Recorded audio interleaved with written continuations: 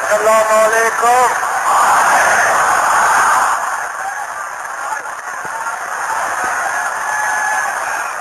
بھائیوں اور بہنوں،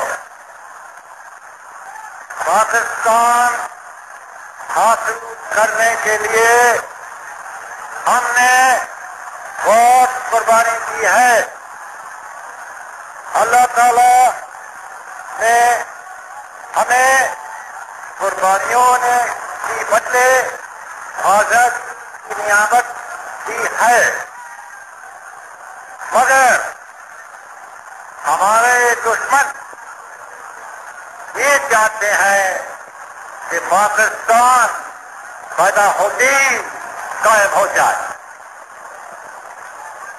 ہمیں جو دکھ دیا گیا ہے اس کا مثال تاریخ میں نہیں ملتا، مگر ہمیں پاکستان کو قائم رکھنے کے لیے ابھی اور قربانی کرنا ہوگی.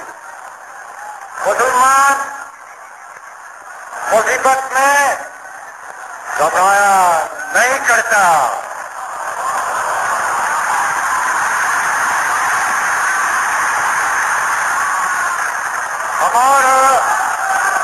ہمارے حوصلے بلند ہیں.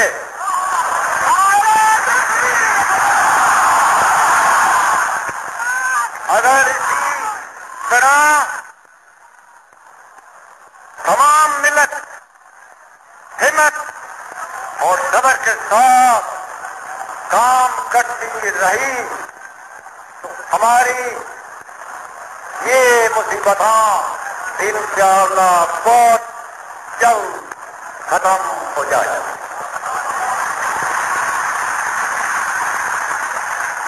اس وقت